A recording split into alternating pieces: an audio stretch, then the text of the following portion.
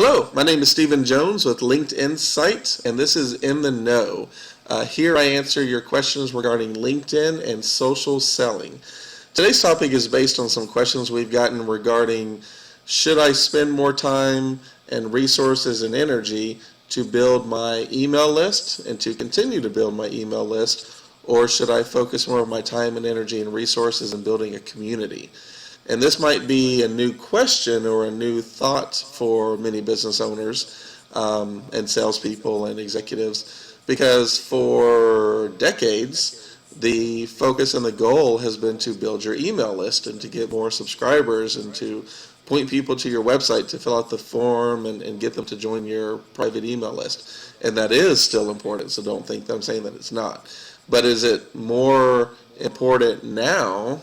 This is 2014, to build a community. So let's kind of talk that through, and I'd like to get your feedback as well. Just by way of example, we're going to use Constant Contact as an example. If you're interested in using Contact, please feel free to reach out to us. We've got some really good offers that we can give you. But we use Constant Contact. I'm also a big fan of Infusionsoft if you need something a little bit more technical. But building and sending emails, Constant Contact is great because it gives you stats, lets you know how many was sent, how many clicks you received, how many were opened. It will let you show statistics, or it will show you statistics of actually who opened up the email. So that's great for a salesperson if you want to have a list to follow up on. You know, if you sent me an email and then I clicked on the link and I opened it up, you might want to follow up with me. I might be a good prospect for you.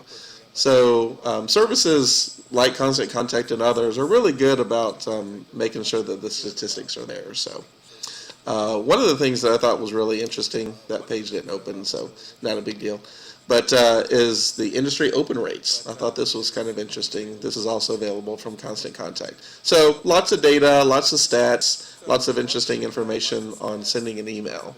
But again, and I touched on it just a moment ago, most people do open up their emails by phone.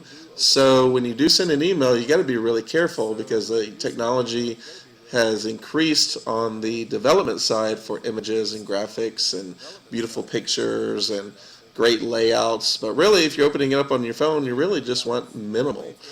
So let's talk about communities real quick. Communities on Google Plus, they're called communities. In LinkedIn and on Facebook, they're called groups, but it's really the same thing. It's an association of people that have joined together to join a community. And this is one, I run 3 different groups, and this is one of the communities that I'm an owner of on LinkedIn. So what I have found is you have more interaction, more engagement, more involvement, and more interesting control when you have your own community. Currently, we have just over 12,000 members in this community. So the community, if you're going to create one, needs to be focused around who it is that you're trying to reach. So you don't ever really want to name a community around your company name. No one cares about your company. They care about the interest, maybe, of what do you do around your services. So like, for instance, we do social media marketing. So I'm going to name my group Social Media Mastery because I want to get people who want to be better at social media, and it's for business leaders. So our group is Social Media Mastery for business leaders. And as you can see, when you build a community, it allows people to have their own amount of control. They can engage, they can post their own discussions, they can like someone else's discussion, they can comment on a discussion, and we have all of these different people who have all different kinds of topics where you can share your information. And as a group owner, you have control over that. I can delete posts if I want to. I can remove people from the group if I want to. I can promote people if I want to. If I want to promote them to a manager, that's something that you can do in a community. So one of the other things that you can do that's very similar with email campaigning is sending a message. Some of you might say, well, one of my main goals is I want to communicate with all my members in a single blast. And be careful about that, by the way. You don't ever want to abuse that privilege. So same thing with any LinkedIn group. I can send an announcement. So I could send an announcement right now to 12,018 people, and chances are it's going to go to their inbox because it's LinkedIn related.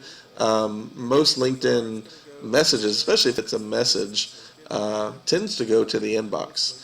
So I won't do anything right now because I really have nothing to say right now, and I don't want to waste anybody's time.